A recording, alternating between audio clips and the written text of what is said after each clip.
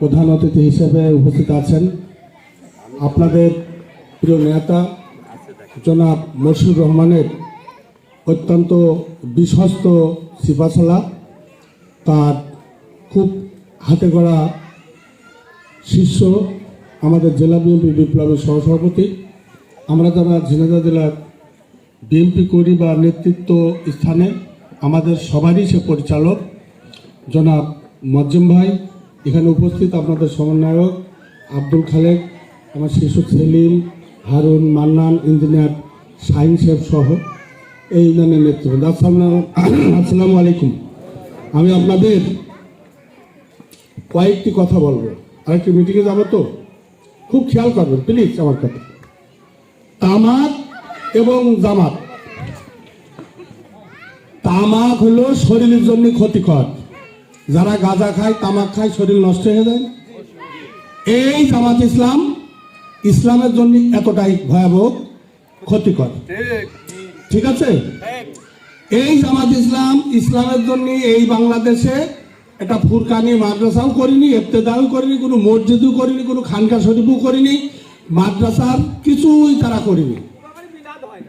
ওদের নিজের বাড়ি তো মিলাদ দেয় না, আজকাল আবার ফরজ নামাজ পড়ে শেষে মোনাজাতও তুলে দিয়েছে।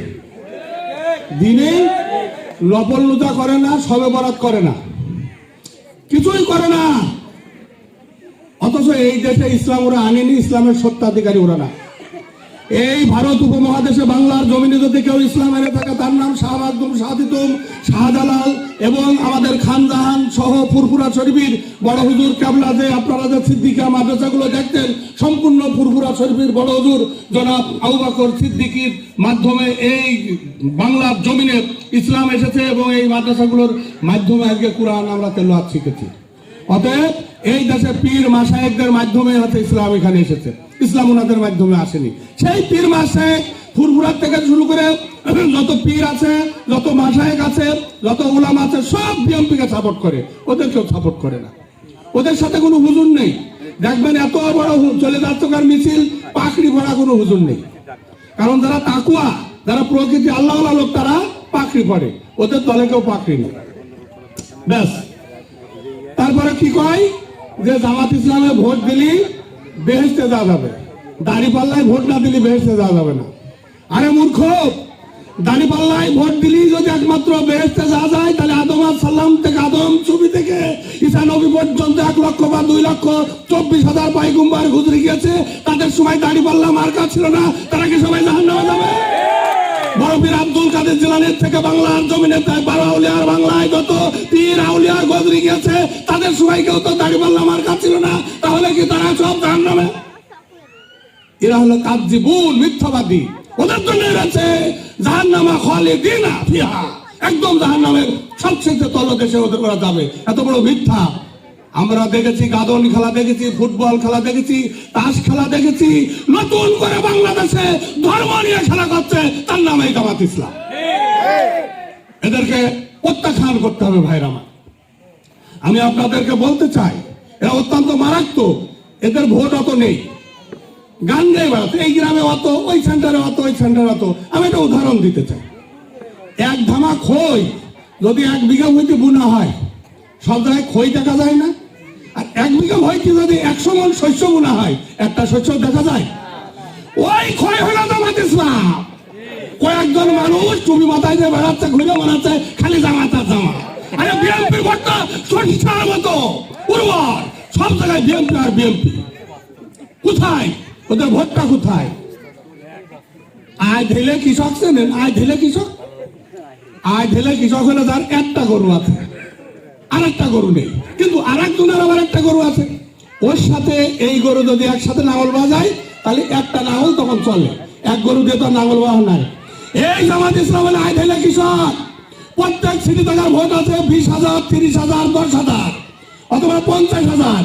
জামাতের যদি বিএনপির মতো বা আওয়ামী লীগের মতো একটা বড় দলে যে আয় ঢেলে যদি নাঙল চুষতে পারে, তাহলে তাদের কিছু সিট হয়।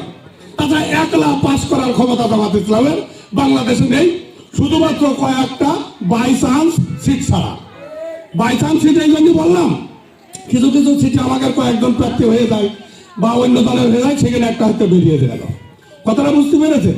সুতরাং এই আইফেলেরা কত জায়গায় তারা বেরোতে পারবে না, কোনোদিনই বেরোতে পারবে না।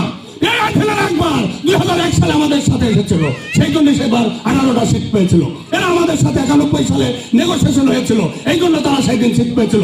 আমাদের বাদ দিয়ে তারা 96 সালে একা একা গেল, 4 মাযহাব, 4 খলিফা, 4 দিক, ওরা পাইল 3 সিট, শুধু 3 সিট পাইল না, ওরা 4 উপজাত পারিল না।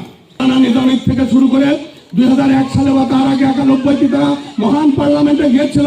পার্লামেন্টের নিয়ম হলো কোনো একজন সদস্য যে কোনো একটা বিল উত্থাপন করতে পারেন, সেই বিল কন্ট্রোভার্সে নাকচ হোক অথবা পাস হোক। এই জামাত ইসলাম একবারও বলে নাই নিজামীরা যে আজকে সুদ বন্ধ করা হোক, এরা একবারও বলে নাই পর্দা না হোক, এরা একবারও বলে নাই নামাজ 5 ওয়াক্ত কায়েম করা হোক, এরা একবারও বলে নাই ইসলামী হুকুমত কায়েম হোক। এরা শয়তান, এরা কোনোদিন পার্লামেন্ট ওই কথা বলেনি। আমাদের দল হ্যাঁ বলেছে, ওরা হ্যাঁ, না বলেছে না, এর বাইরে তারা পার্লামেন্টে কিছু ভূমিকা রাখেনি। আবার তাদের ভোট দিলে যদি ইসলাম হবে ভাই, তাহলে এই সিটি একবার নূর মোহাম্মদ দুলু ভাই আমার চেয়ারম্যান হইলেন উপজেলা, এটা ইসলাম হয়েছে। কোন জায়গায় ইসলাম কায়েম করিল? কোন বারান্দায় হলে ইসলামী হেরিকেন আমার দুলু ভাই টাকাইনি? উপজেলা চেয়ারম্যান ছিল কিছু না। আমাদের হরিণাকুণ্ড উপজেলা চেয়ারম্যান হয়েছিল মোতার ভাই, কোথাও ইসলাম হয় নাই। তারা ইসলামের নামে বাংলাদেশের মানুষের ধর্মের প্রতি দুর্বলতা আছে, এই দুর্বলতা কাজে লাগিয়ে তারা ভোট নিয়ে রাষ্ট্রীয় ক্ষমতায় যায়, তারা স্বাভাবিক মানুষ যা করে তারাও তাই করতে চায়। এর বাইরে তাদের কিছুই নাই, তাদের কোনো চিন্তা করবে না। মা বোনে না, ওকে চিন্তা করবেন না। ওরা ভোটে যদি পাস করে যত জ্বালা মারে তোলার পরে তুলবে ওরা। 1971 সালে তুলিল ওই শয়তানরা। কোন যদি বয়স্ক মারা থাকে, এই তারা যারা পাকিস্তানিদের হাতে হাত রেখে আমার মা বোনেদের সম্ভাবনা এবং ইজ্জত ওই খান হানাদারদের হাতে তারা তুলে দিয়েছিল। এরা তারা আমার 30 লক্ষ মানুষের তাদের রক্তের নাগের উপরে দাঁড়িয়ে তারা পাকিস্তানের সাথে হাত করে আমার সোনার বাংলা পাকিস্তানের কাছে তারা দিয়ে দিয়েছিল। তারা হচ্ছে এরকম একটি দল। সুতরাং এই দলকে আমাদের প্রত্যাখ্যান করতে হবে, তা না হলে আমাদের দেশ যাবে, আমাদের ধর্ম যাবে, আমাদের এলাকার উন্নয়ন যাবে, আমরা সব থেকে খুন খারাপি হয়ে আমরা কিন্তু শেষ হয়ে যাব। এইদিকে যারা শিক্ষিত একটু আছেন আপনারা, যারা লেখাপড়া জানেন তাদের লোকের ভিতরটা আল্লাহ তুলে দিয়েছে, ইকামতের দিন নিষেধটা তুলে দিয়েছে। তারা হচ্ছে পুরোটাই ভণ্ড।